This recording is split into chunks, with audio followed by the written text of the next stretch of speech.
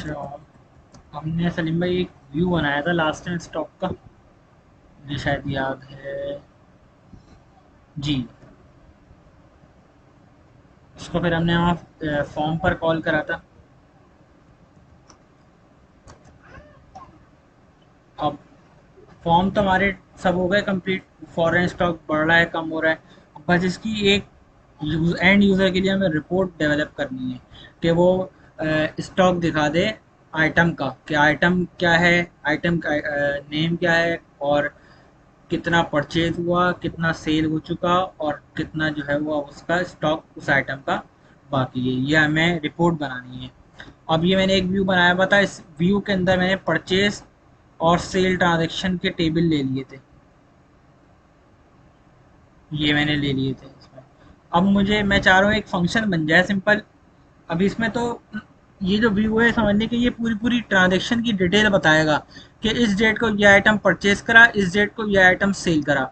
अब इससे ये निकल सकता है, और समझ लें कि दो टाइप की रिपोर्ट हम बना सकते हैं स्टॉक की, कि यूज़र अगर देखना चाहे डिटेल एंड यूज़र के भाई कौन सा आइटम कब परचेज करा और कब जो है ना वो सेल करा, तो उसके लिहाज से तो डायरेक्ट हम ये व्यू से रिपोर्ट बना के दे सकते हैं। एक रिपोर्ट तो हम ये बना देंगे जो कि डिटेल रिपोर्ट कहलाएगी, और एक इस तरीके की रिपोर्ट भी रिक्वायरमेंट आती है कि ओवरऑल बस सम चाहिए, कि आइटम वाइज सम चाहिए, क्या आइटम वाइज टोटल परचेजिंग आज तक इतनी हुई है, और टोटल सेल जो है ना इस आइटम की इतनी हुई है, और अब अभी का बैलेंस इतना है, इस लिहाज से। तो अब हम इसका एक बना लेते हैं फंक्शन। और जैसे कि व्यू है, और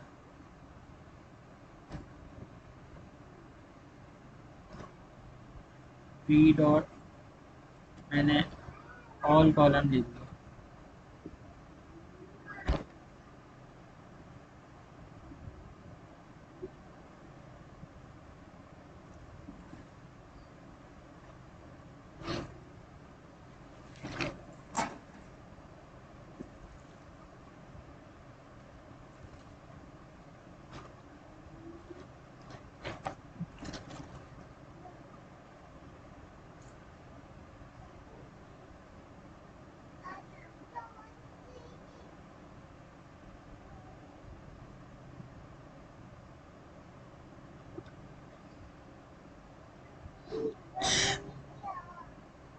इसमें से हम,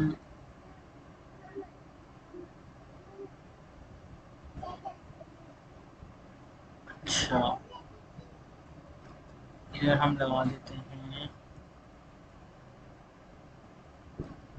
सम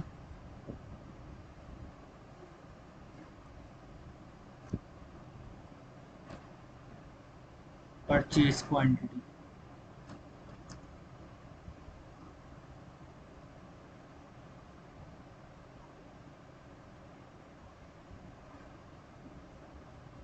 सेल क्वांटिटी। अभी देखें एरर आ रहा है, not a single group function. अब इसका मतलब ये है कि एक्चुअली हमने आइटम आईडी को ग्रुप बाय में नहीं लिया हुआ। अभी हमने जैसी ग्रुप बाय क्लॉज ऐड करी, सही में आवाज़ आ रही है आपको? जी जी, ग्रुप बाय कर दिया। तो अभी हमारे पास आइटम के लिहाज से आ गया हमारा। अब हम इसमें क्योंकि अभी आइटम नेम नहीं आ रहा, तो हम आइटम नेम लेने के लिए, जी जी जी,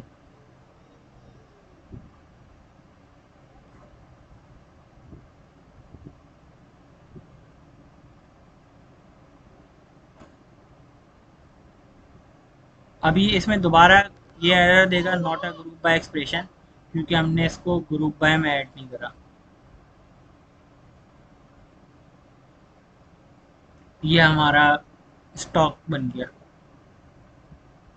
अब एक और इसमें कंडीशन ये लगानी है कि ज़्यादातर एंड यूज़र हमें डेट वाइज, मतलब कि करंट डेट डेट तक का मांगता है, कि टिल डेट, यानी कि यूज़र जो भी डेट दे उस डेट तक जो भी स्टॉक मौजूद हुआ वो आ जाए, यानी कि उस डेट तक की जितनी परचेजिंग हुई होगी उसमें से माइनस कर देगा जितनी सेल हुई होगी। तो हमें एक फ़िल्टर और लगाना है, वी डॉट अब ये मैंने इसमें ना सही में परचेज डेट ही लिया हुआ था। मैं इसको देख लेता हूँ व्यू में। यहाँ परचेज डेट करा हुआ है। अच्छा, इसको मैं एक चेंजिंग ये कर सकता हूँ अपनी आसानी के लिए।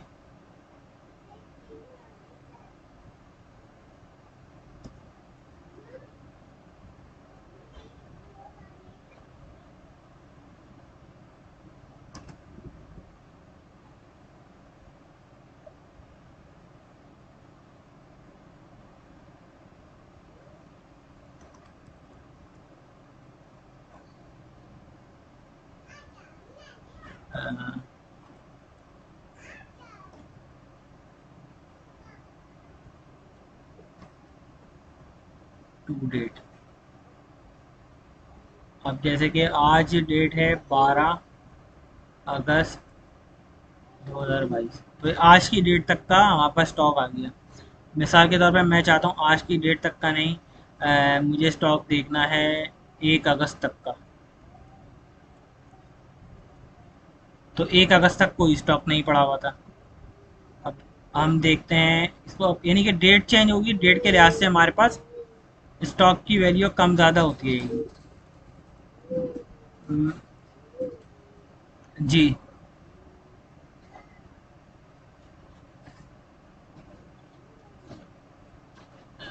जी, उस अगर वो देखना है तो उसके लिए ये इस डायरेक्ट व्यू से रिपोर्ट बना देंगे। इससे इसमें परचेजिंग डेट भी आ रही है और ये, और अगर हमें कलप करके देखना होगा कि आइटम वाइज स्टॉक चाहिए लेकिन डेट रेंज, यानी कि फिल्टर डेट का, यानी कि कहते हैं ना कि पैरामीटर लगाना है, पैरामीटर हमने डेट का दे दिया।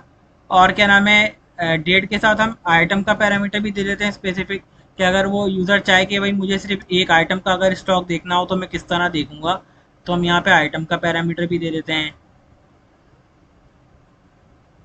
लेकिन आइटम का पैरामीटर हम ऐसा रखते हैं कि अगर यूज़र आइटम देना चाहे तो दे, अगर नहीं दे तो जितने भी आइटम हैं वो सबका स्टॉक लेकर आ जाए।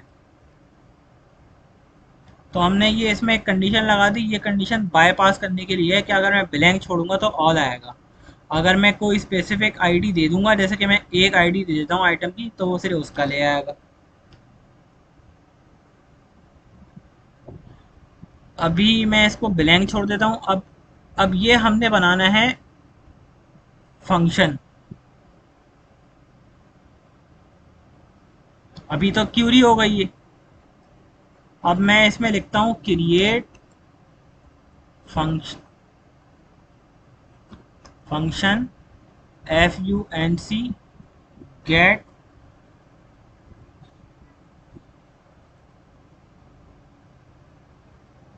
Till date stock, inventory stock. अब इसके पैरामीटर रख लेता हूँ मैं। पैरामीटर मुझे इसके लेने होंगे पी,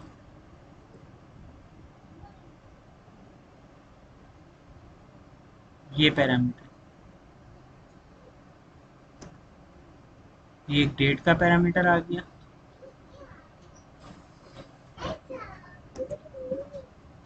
एक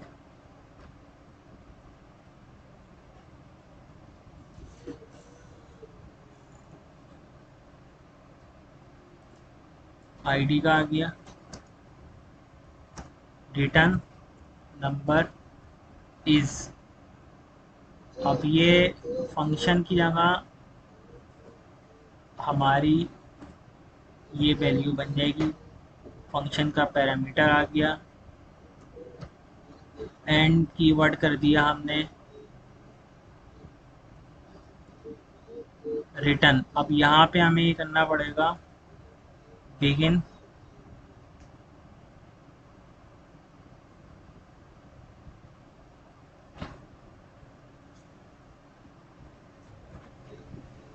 वी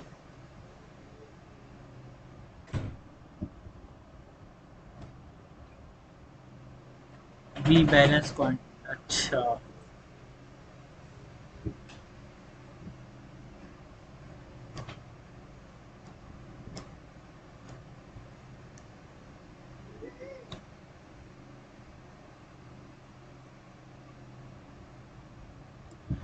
असल में हमें तो उसका बैलेंस चाहिए, तो बैलेंस के लिए हमें क्या करना पड़ेगा?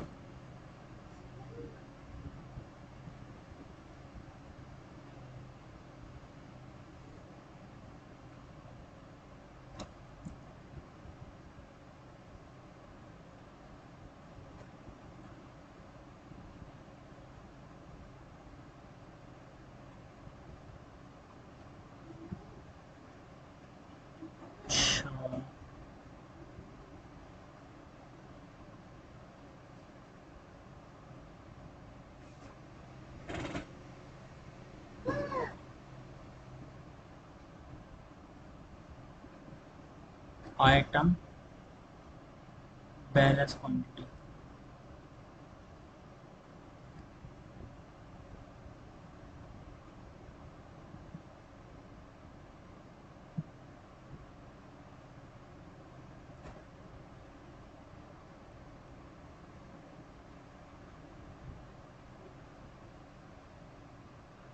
अच्छा, फंक्शन अगर हम लेते हैं ना सलीम भाई,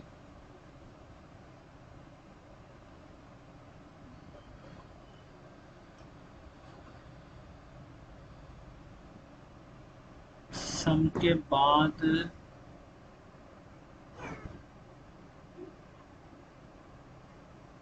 अच्छा अच्छा, जी जी जी जी जी जी जी, ठीक। असल में मैं फंक्शन बनाने जा रहा हूँ। फंक्शन जो है ना हमेशा सलीम भाई एक वैल्यू रिटर्न करता है।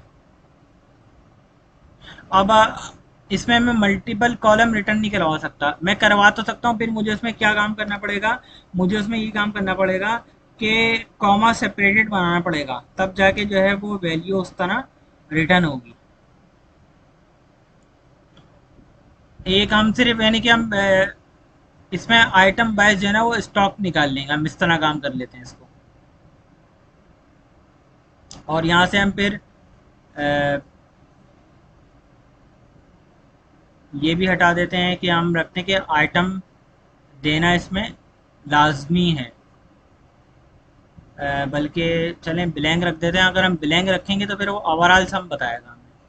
तो और अगर कोई यूज़र देगा तो वो उसके लिहाज से हमें बता देगा।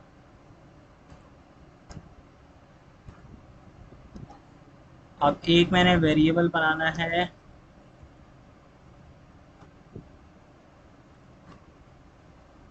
ये मैंने वेरिएबल बना लिया एक, इनटू में करवा दिया इसको। और अब जनाब मैं इसको अल्लाह का नाम लेके चला देता हूँ। अब हम देखते हैं कि फंक्शन हमारा जो बना है वो सही बना है या उसमें कोई एरर है। कोई एरर नहीं है।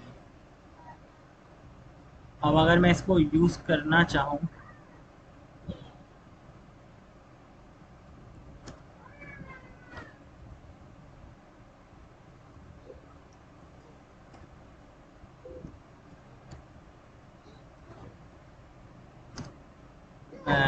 आइटम मास्टर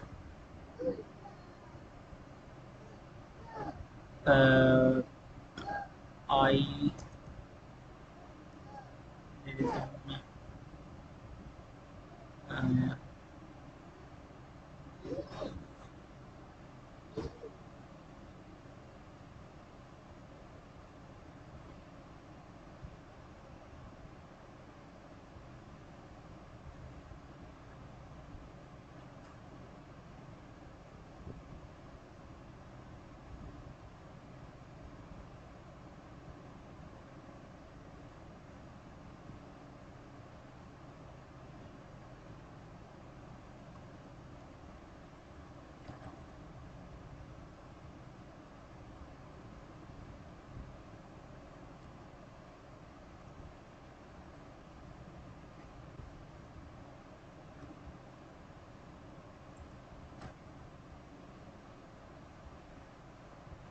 मैं दे देता हूँ। ठीक है सलीम भाई।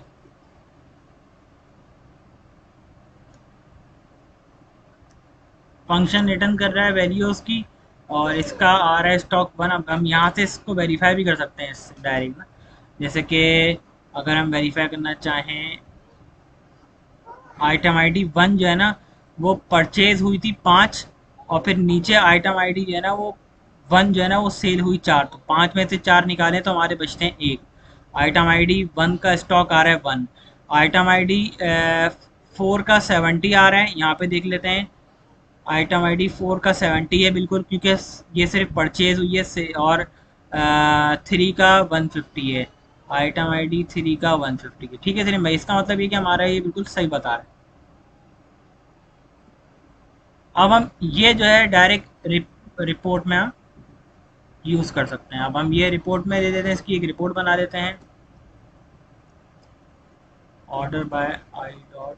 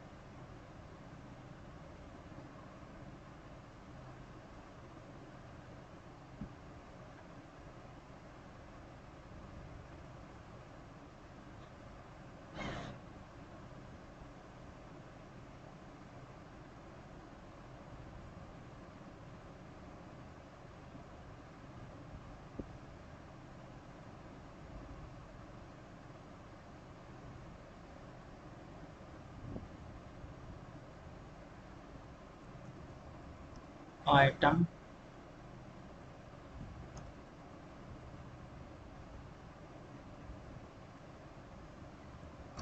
स्टॉक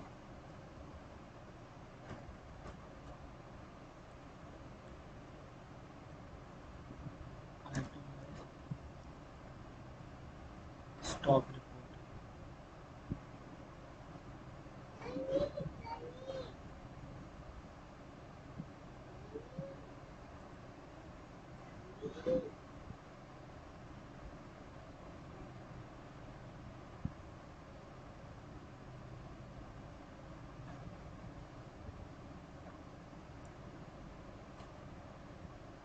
अब यहाँ पे कुछ एरर होंगे इसमें लाजमी, मैं आपको दिखा देता हूँ क्या एरर होंगे। ये यहाँ पे तो अभी सही बता रहा है, लेकिन ये जो असल में मैंने वेरिएबल पास करें, ये मुझे इन डेट का जो पैरामीटर है ये मुझे यहाँ पे इनपुट लेना पड़ेगा, और आइटम का पैरामीटर भी मैं इनपुट यहाँ पर दूंगा। अभी किस तरह दूंगा, मिसाल के तौर पे अब मैं इसमें पैरामीटर बना लेता हूँ। अभी अगर मैं इसको डायरेक्ट चलाऊँ तो ये रिज़ल्ट नहीं देगी सही।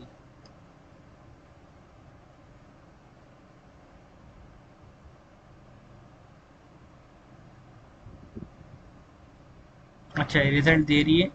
बाइंड वेरिएबल को उसने कंसीडर नहीं करा, तो अच्छा देखिए, नहीं नहीं आ रहा सलीम भाई, स्टॉक नहीं आ रहा। क्वांटिटी देखें, item balance quantity stock blank आ रहा है। जी, वो यूँ नहीं आ रहा। कि अभी मैं क्या काम करूँगा, मैं आइटम पेज आइटम बना लेता हूँ।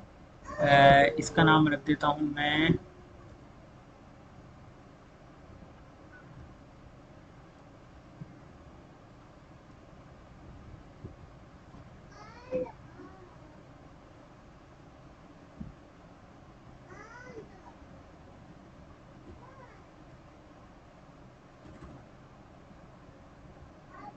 P item.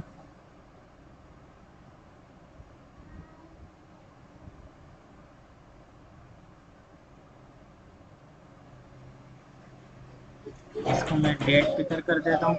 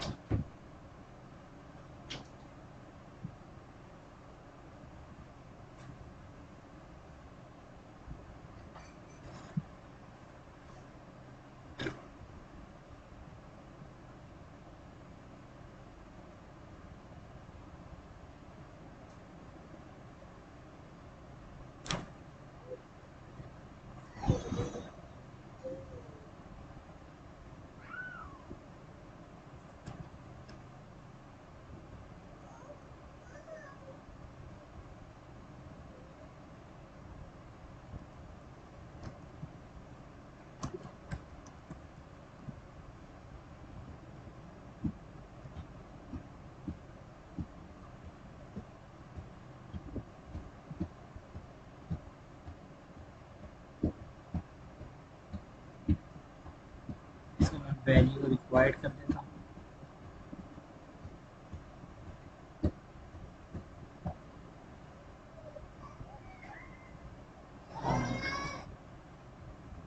आइटम को मैं कर देता हूँ सिलेक्ट लिस्ट, और shared component item list.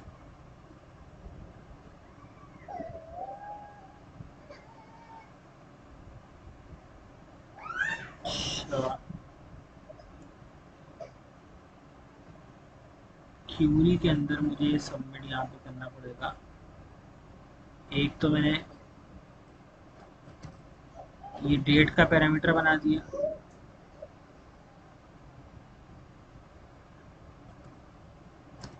Where I dot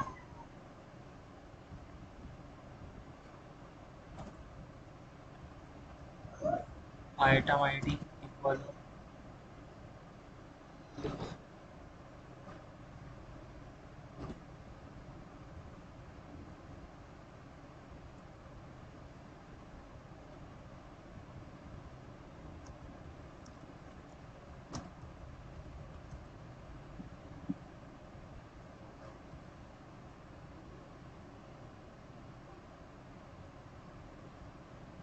page item submit में मैंने दोनों सबमिट कर दिए।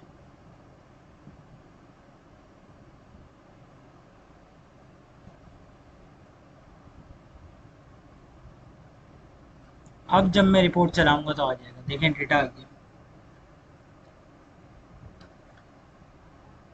क्योंकि एक डेट इसमें ऑटोमेटिक ले ली मैंने, तो करंट डेट आ गई। और आइटम मैंने क्योंकि ब्लैंक अलाउ करवाया था, अगर लेकिन अब मैं देखना चाहूँगा कि सिर्फ इस आइटम का है। अभी देखिए रिफ्रेश नहीं हुआ। अब मुझे एक यहाँ पे बटन देना है।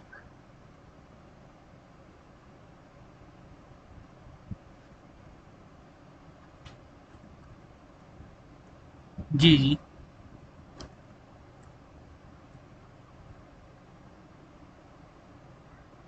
जी जी जी। ये मैंने एक बटन ले लिया रिफ्रेश स्टॉक का, और इधर मैं डायनेमिक एक्शन लगा देता हूँ, और मैं इस पे कर देता हूँ रिफ्रेश। और ये पूछेगा क्या रिफ्रेश करना है, मैंने कहा रीजन रिफ्रेश करना है। ये पूछेगा कौन सा, मैंने कहा ये रीजन को रिफ्रेश कर दो। अच्छा, दूसरा यहाँ पे मैंने दो लिए थे आइटम।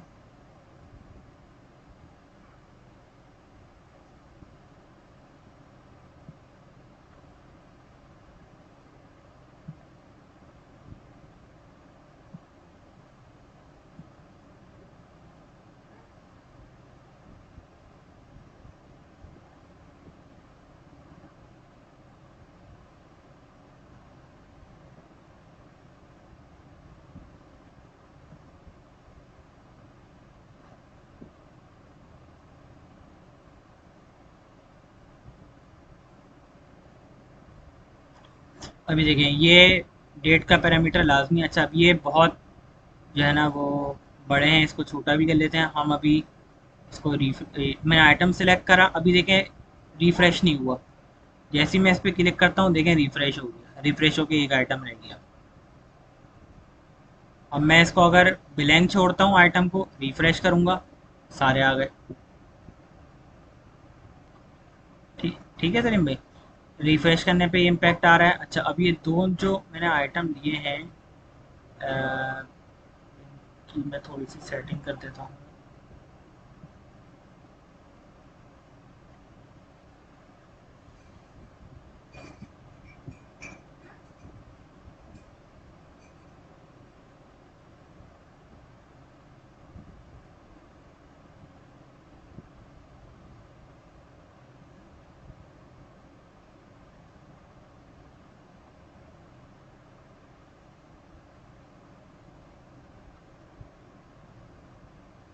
रिफ्रेश का मैंने बटन लिया है, इसको मैं ऑट कर देता हूँ, और टेक्स्ट विद आइकॉन कर देता हूँ। और आइकॉन यहाँ पे कौन सा देना है, वो मैंने यहाँ पे आपके पास लिंक सेव करा हुआ है। ऑरिकल अपेक्स का मुझे कोई भी आइकन अगर सर्च करना है, ये रहा।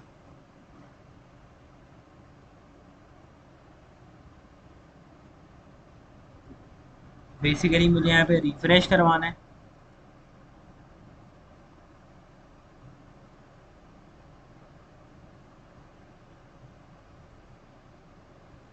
तो मैं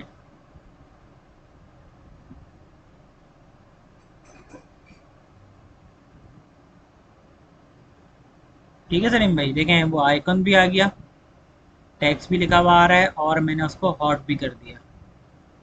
अब जैसे ही मैं मिसाल के तौर पे यहाँ पे ये लेता हूँ, सुजुकी आइटम सेलेक्ट करा और रिफ़्रेश करा, देखिए फ़ौरन रिफ़्रेश हो गया। अब मैं इस बटन को और भी इसके बिहेवियर में बहुत सारे मैं चेंज भी कर सकता हूँ। मिसाल के तौर पे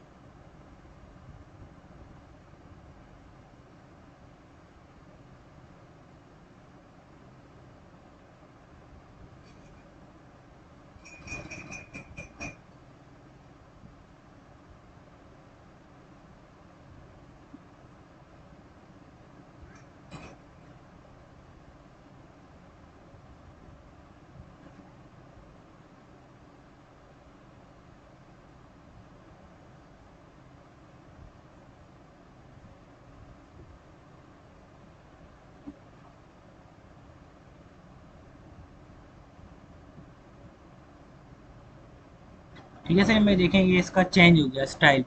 अब देखें जब मैं माउस लेकर आ रहा हूँ तो ऐसा लग रहा है कि जैसे बटन पुश हो रहा है। ये देखें, जी क्लिक पे पुश। ये असल में इसकी ये प्रॉपर्टी है, देखें आइकॉन होवर एनिमेशन, पुश करा है तो पुश होगा, स्पिन करूंगा तो स्पिन होगा, और बाय डिफ़ॉल्ट वो एज ए स्पिन का ही काम करता है।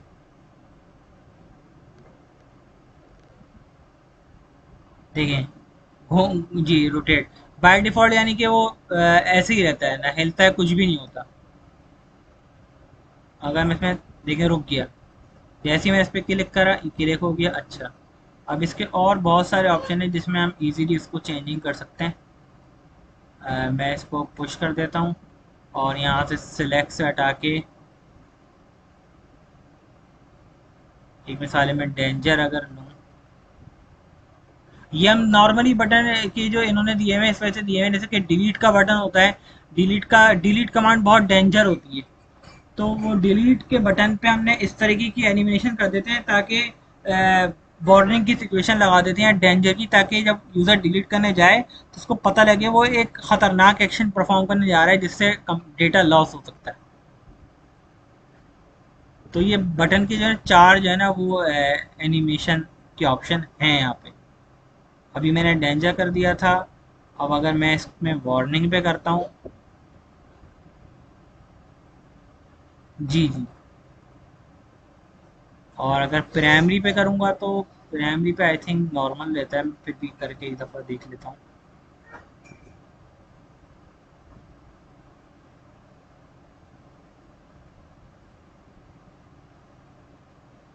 प्राइमरी पे इस तरीके से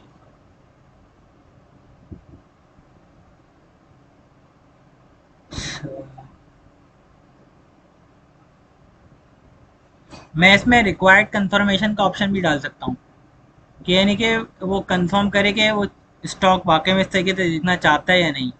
मैंने ये दे दिया रिक्वायर्ड कंफर्मेशन, और यहाँ पे मैं मैसेज दे देता हूँ एक, are you want to sure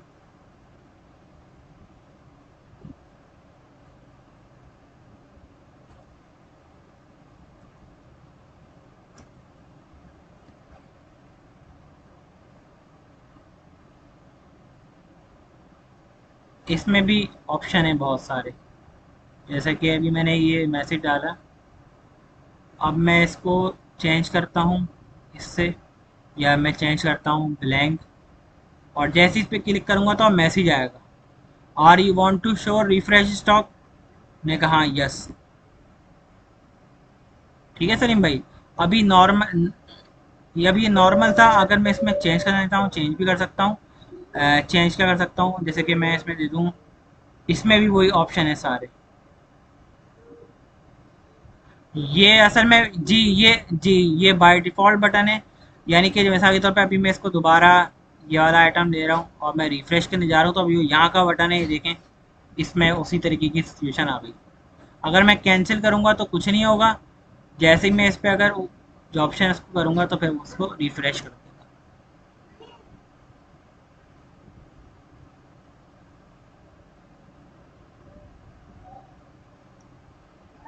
just अगर इंफॉर्मेशन के लिए है।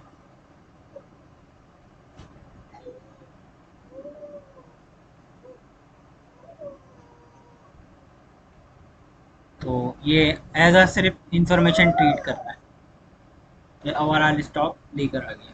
ये इस तरीके से हमारी एक ऐसी रिपोर्ट बन गई कि जो कि हमें डेट यानी कि जो भी हम डेट देंगे उस डेट तक का हमें स्टॉक दिखा देगी। अभी मिसाल के तौर पे अभी हमारे पास 1 2 3 टोटल 1 आईडी है, 2 है और 3 है, 1 3 4 है। मैंने यहाँ पे एक आईडी नहीं ली हुई। मैं अभी हैंड टू हैंड जो है ना वो स्टॉक में चेंजिंग करता हूँ।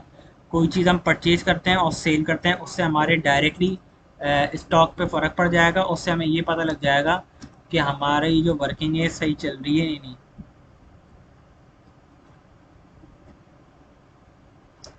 वहाँ पर टोटल आइटम आईडी जो है ना वो 1 2 3, वन 2 आईडी नहीं है हमारे पास। 2 आईडी हो सकता है शायद मैंने आई थिंक डिलीट करी हो, इस वजह से नहीं है 2 आईडी। 1 3 4 है। तो मैं क्या करता हूँ, जैसे कि 1 आईडी में अभी जो स्टॉक है वो 1 पड़ा हुआ है, मैं 1 आईडी में मजीद परचेजिंग करता हूँ। मेरे पास परचेजिंग का फॉर्म ये रहा, परचेज हेडर। मैं परचेजिंग में आता हूँ, क्रिएट करता हूँ आज की डेट में।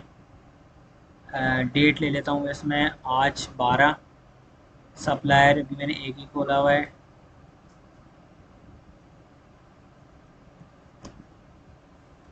जनरल एंट्री है, स्टॉक ये है 335 और रेट है इसके 650। अब देखें ये मैंने क्रिएट कर दिया। अब मैं आइटम वाइज स्टॉक रिपोर्ट में आऊँगा, ये देखें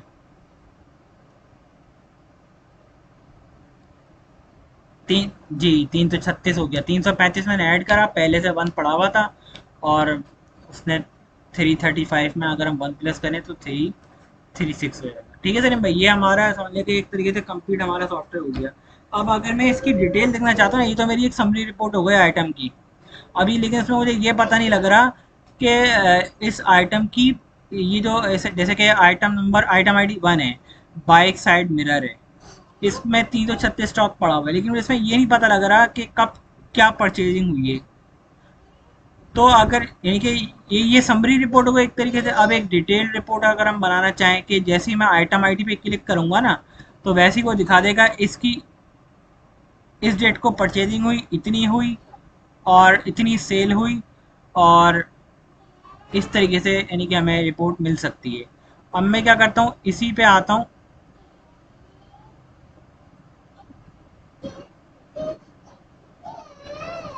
यहाँ पर मैंने एक फंक्शन बनाया है।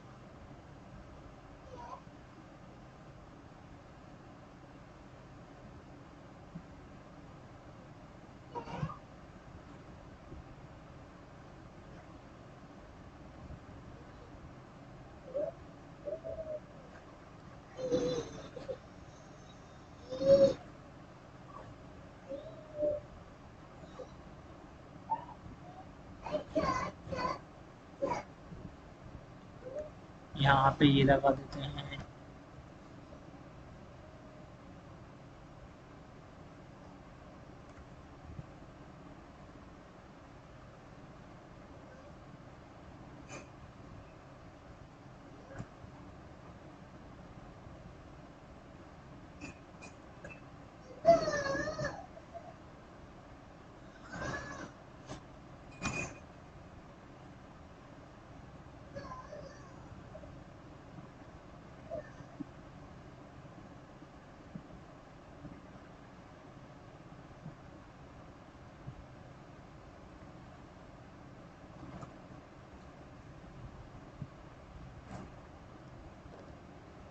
Arm cable.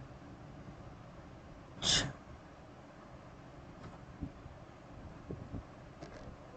अच्छा,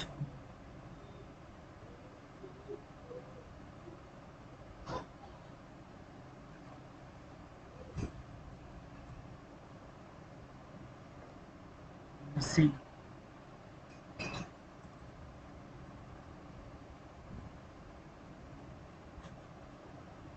ये हमारा स्टॉक आ रहा है। अब यहाँ से हम ये चीज़ हटा देंगे।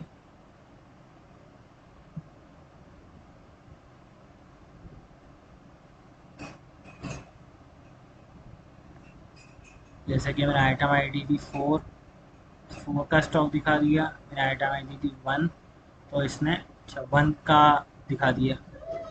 अभी 4 तारीख का तक का दिखा रहा है। मैंने अभी आज परचेजिंग करी है 1 में, 340 और 4 निकाले उसमें से, तो ये हमारा कितनी परचेजिंग आ जाएगी। अब मैं यहाँ पे एक और कॉलम ऐड कर देता हूँ अपनी एहतियात के लिए, आसानी के लिए, ताकि वेरीफाई हो जाए।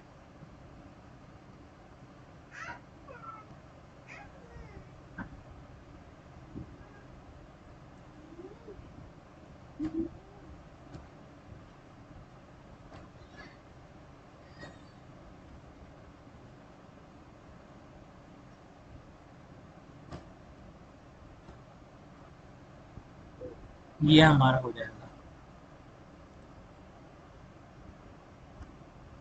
अब ये हम इसमें ये काम कर सकते हैं कि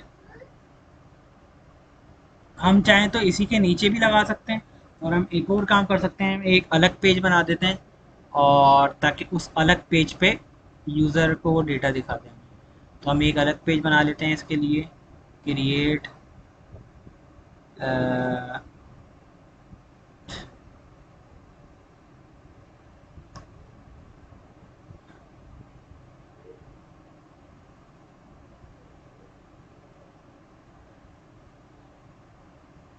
interactive report, item wise stock detail, query बना रहा हूँ मैं, और क्यूरी मैंने यहाँ पे ये पेस्ट कर दी, क्रिएट पेज कर दिया।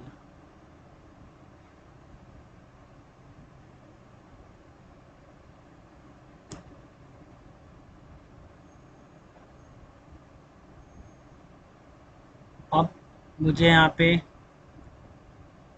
2 आइटम बनाने हैं।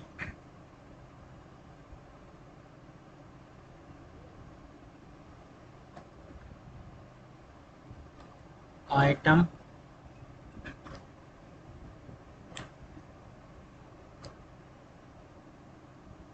आईडी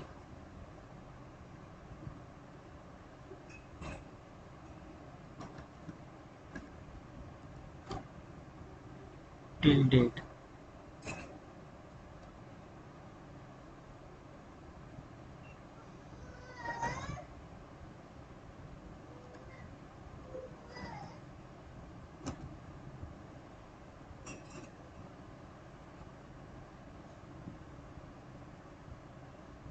इन दोनों को लेकिन मैं हिडन रखूँगा, और यहाँ पर मैं फ़िल्टर लगा दूँगा।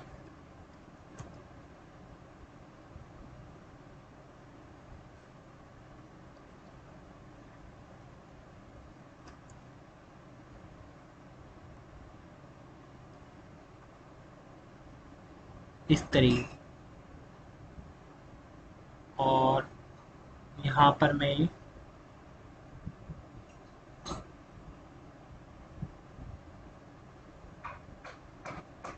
सबमिट कर दिया मैंने।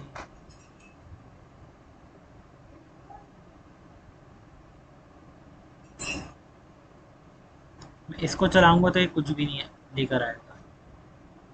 इस रिपोर्ट में आता हूँ, 9 में आता हूँ, पेज नंबर 9 में, और पेज नंबर 9 में आने के बाद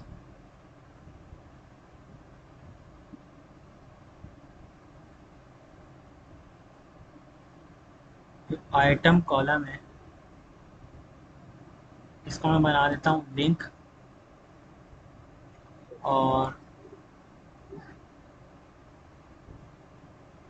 लिंक बनाने के बाद मैं इसको कहता हूँ इस एप्लीकेशन के, ये हम समझ लें कि एक पेज से दूसरे पेज को कॉल कर रहे हैं।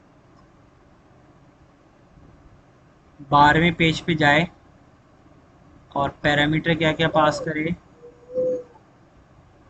टिल डेट में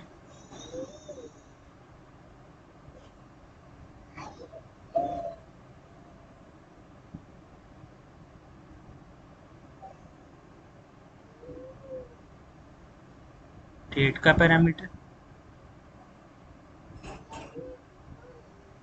आइटम आईडी में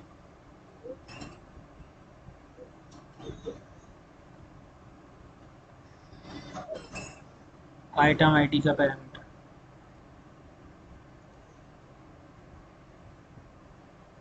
अच्छा,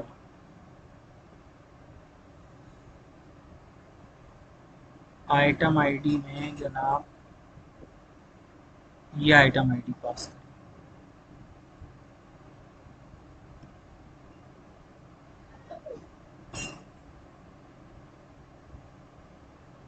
अब देखें लिंक बन गया, देखें सर भाई। अब मैं अगर इस पर क्लिक करूंगा, ये देखें इसकी डिटेल बता दी।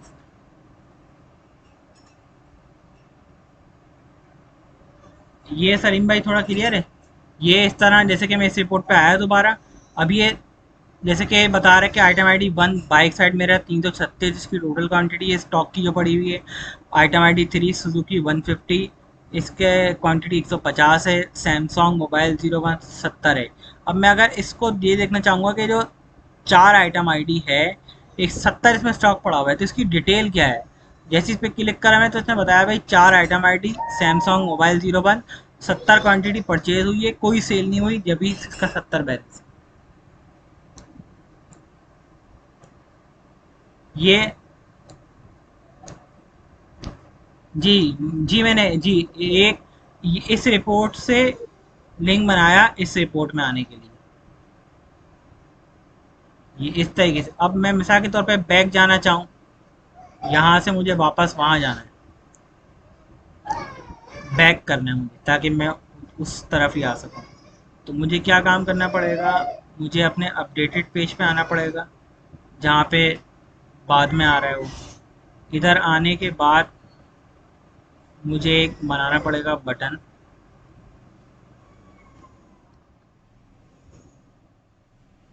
सलीम में वो लाइट जो है ना वो बन हो रही है, मैं 2 मिनट में आपको कॉल करता हूँ।